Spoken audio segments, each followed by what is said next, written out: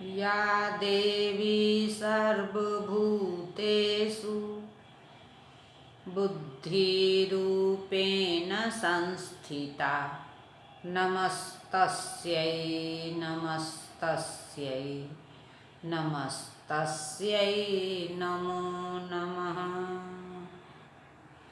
नमस्कार, मैं काव्य कुमारी, सहायक प्राध्यापक साहित्य, जूथालाल संस्कृत महाविद्यालय, मझौलिया, पश्चिम चंपारण। आज शास्त्री प्रतिष्ठा प्रथम खंड के छात्रों के लिए साहित्य दर्पण के द्वितीय परिच्छेद से लक्षणा के भेद प्रभेद बताने जा रहे हैं। तद्भेदा नाह मुख्यार्थ सयेतराक्षेपो वाक्यार्थे नय सिद्ध्यै स्यादात्मनो प्युपादाना देशोपादान लक्षणा। प्रदीपकार का भी यही कथन है। शक्य व्यवहित लक्ष्यार्थ विषयत्वाच्च दे आरोपित एव स व्यापार। वस्तुतोर्थ निष्ठ एव तदेत दुक्तम शांतरार्थ निष्ठः इति। अर्थात वस्तुतः तो लक्षणा अर्थनिष्ठ शक्ति है। इसे शब्द शक्ति इसलिए कहा करते हैं क्योंकि अर्थ व्यापार को शब्द व्यापार के रूप में मान लिया करते हैं। अभिधा जैसे शब्द का शक्यार्थ विषयक व्यापार है, वैसे ही लक्षणा शब्द का शक्य व्यवहित लक्ष्यार्थ विषयक व्यापार है। साहित्य दर्पणकार ने रूढ़ि को लक्षणा प्रयोजक तो अवश्य माना है, किंतु कर्मणि कुशलः इस प्रयोग में मम्मट निर्दिष्ट रूढ़ि लक्षणा के खंडन के लिए यह सिद्ध किया है कि कुशल शब्द लाक्षणिक नहीं अपितु वाचक है। काव्य प्रकाशकार ने तंत्र वार्तिककार आचार्य कुमारिल भट्ट की मान्यता के आधार पर कुशल शब्द में निरूढ़ लक्षणा मानी है और सर्वदर्शन संग्रहकार आचार्य सायन माधव ने काव्य प्रकाशकार का ही समर्थन किया है।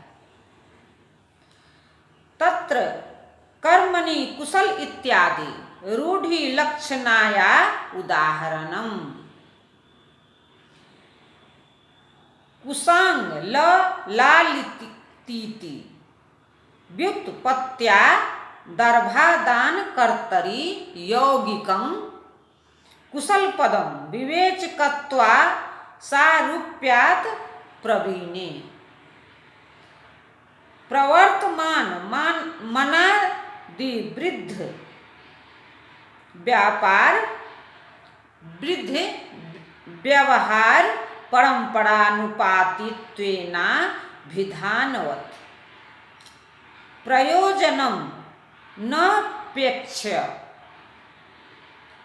प्रवर्तते तदा निरूढ़ा लक्षणाः काश्चित् सामर्थ्यादविधानवत् इति। यहाँ साहित्य दर्पणकार की यह उक्ति है, यहाँ साहित्य दर्पणकार की यह युक्ति है। शब्द का मुख्यार्थ व्युत्पत्ति लंभ अर्थ ही नहीं अपितु प्रवृत्ति लंभ्य भी हुआ करता है और इस प्रकार कुशल शब्द का व्युत्पत्ति लभ्य अर्थ भले ही लक्षणा का स्थापक हो, किंतु उसका जो प्रवृत्ति लंभ्य अर्थ है अर्थात दक्ष अथवा प्रवीण, वह तो यही सिद्ध करता है कि कुशल शब्दवाचक शब्द है, लाक्षणिक नहीं। अनुवाद: जिस शक्ति के द्वारा किसी शब्द का मुख्यार्थ किसी वाक्यार्थ में अपने स्वरूप का परित्याग किए बिना भी अपने अन्वय अर्थात अन्य पदार्थ के साथ युक्ति युक्त संबंध की सिद्धि के लिए अपने से भिन्न किसी अर्थ का आक्षेप अथवा प्रत्यायन किया करता है, वह शक्ति उपादान लक्षणा कही जाया करती है। उपादान लक्षणा का शब्दार्थ ही यह बता देता है कि इस प्रकार की लक्षणा में शब्द अपने मुख्यार्थ का परित्याग नहीं किया करता। उपादीयते मुख्यार्थोप्यनयेति उपादान लक्षणा। काव्य प्रकाशकार ने इसीलिए उपादान का यह अभिप्राय बताया है। स्वसिद्धये पराक्षेपः उपादानम, अर्थात उपादान वह है जिसे वाच्यार्थ का अपने अन्वय की उपपत्ति अथवा सिद्धि के लिए अपने से भिन्न अर्थ का आक्षेप करना कहा जाता है। काव्य प्रकाश कार के इसी अभिप्राय का प्रदीपकार ने इस प्रकार स्पष्टीकरण किया है। स्वार्थापरित्यागेन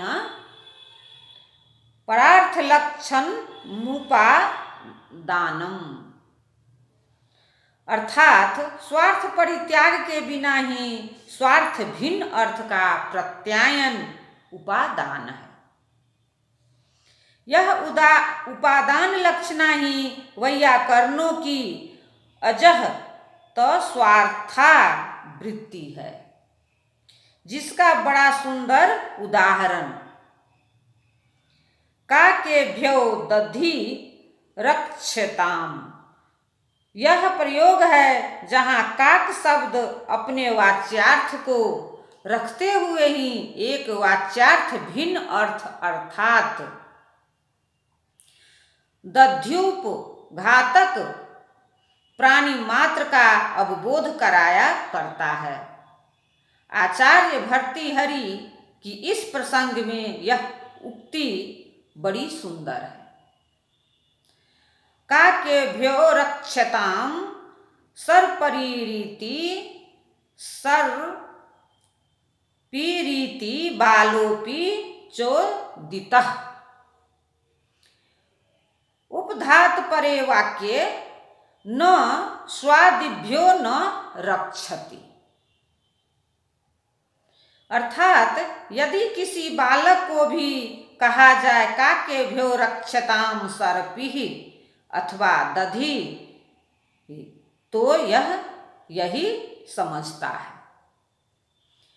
उपघातकेभ्यो रक्षतां सर्पिः, इससे यही स्पष्ट है कि काक पद की जो वृत्ति है वह अजहत स्वार्था वृत्ति है, अर्थात मुख्यार्थ के ग्रहण पूर्वक मुख्यार्थ भिन्न अर्थ के अवबोधन की वृत्ति शक्ति है। उदाहरण निरूपण: रूढ़ावुपादान लक्षणा यथा श्वेतो धावति, प्रयोजने यथा कुन्ताः प्रविशन्ति, अनयोर्हि श्वेतादिभिः कुन्तादिभिश्च चेतनतया केवलैर्धावन प्रवेशन क्रिययोः कर्तृतयान्वय यमल भमानय रेत सिद्ध्यये आत्मसंबंधिनो वादयः पुरुषाद यश्चाक्षिप्यन्ते। पूर्वत्र प्रयोजनाभावात् द्रूढिः। उत्तरत्र तु कुन्तादिना मतिगहनत्वं प्रयोजनम्। अत्र च मुख्यार्थ स्यात् मनोऽप्युपादानं लक्षण लक्षणायां तु परसैवोपलक्षणमित्यनयोर्भेदः। इयमेवा जहत् स्वार्थेत युच्यते। अनुवाद: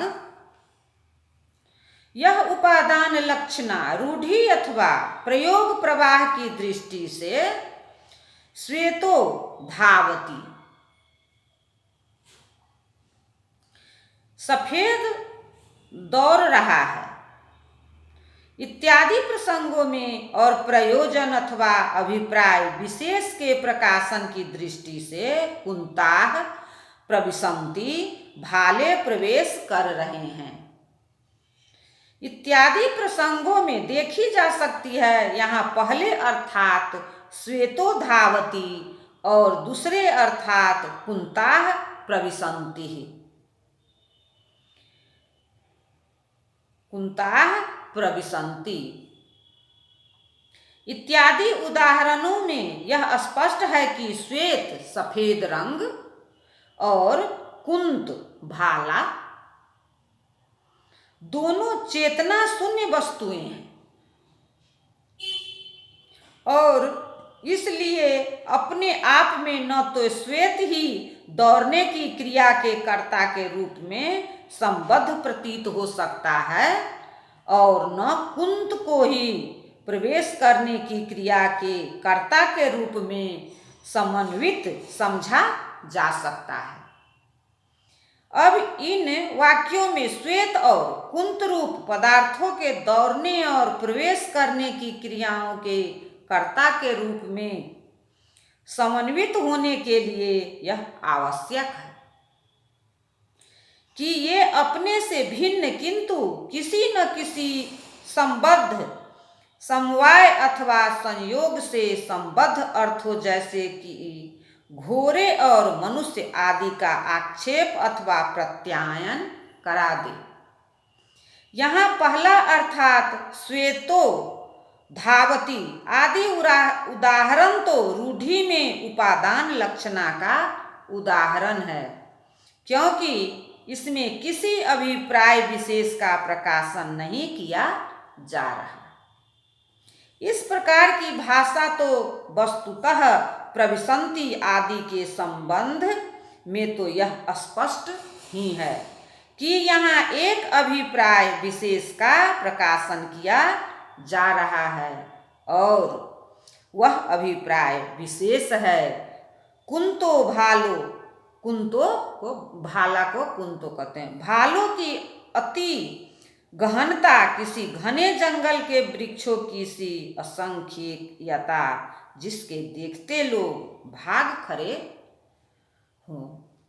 धन्यवाद।